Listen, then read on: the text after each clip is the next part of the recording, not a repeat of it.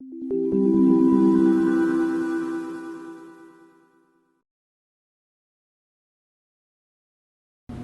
Gary here. Back in 1995, Daniel Goleman wrote a book called Emotional Intelligence. And in that book, he basically took psychology and neuroscience and talked about two brains, our emotional and our rational brain, and how it was so very important to understand these two to be emotionally intelligent. And it's just not cognitively intelligent.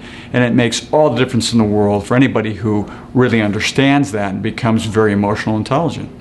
Now, today I want to talk about 5 ways to handle uncertainty. And uncertainty is always with us. It tends to be with us more or less at different times in our life. Certainly the markets are uncertain.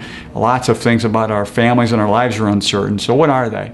Well, first and foremost, number one, find out the facts. What do I mean by that?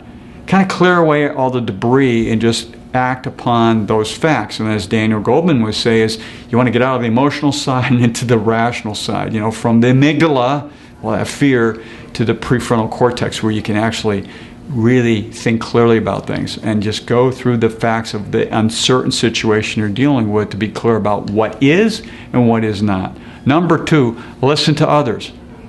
Well, look at your mentors, look at very close friends, a spouse, people that you know will not steer you wrong, will help you get clear about your thinking on that particular uncertain thing you're dealing with.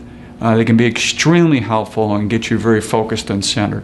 Number 3, change your routine. When I find myself uncertain, one of the kind of crazy things me and my family do, we do a sport called orienteering, and believe it or not, it's map and compass running through the woods. When I go off for a weekend and do that for 2 days and come back, completely blows everything out of my brain, totally resets me and puts me in a different place. It's kind of like punt. Go out and do something totally different to reset yourself. It really is helpful. Do it any way you want to do that. Number 4, find the opportunities. One thing I have learned from dealing with lots of other entrepreneurs in my life is they're just phenomenal in finding opportunities in uncertain situations. Maybe they're the half glass full people, but they really see opportunities in there. And I can guarantee you, in every uncertain situation, there are opportunities. You just have to look for them and then see what you can do about those opportunities. And finally, number 5, focus on what matters. There are things that matter to you specifically that you really want to focus on, and clear away, again, those things that don't matter. And so many things don't matter, and so many things are not under our control. We have nothing we can do about. There's very little we have control on, and very little that kind of links up and matters with that. So focusing on what matters.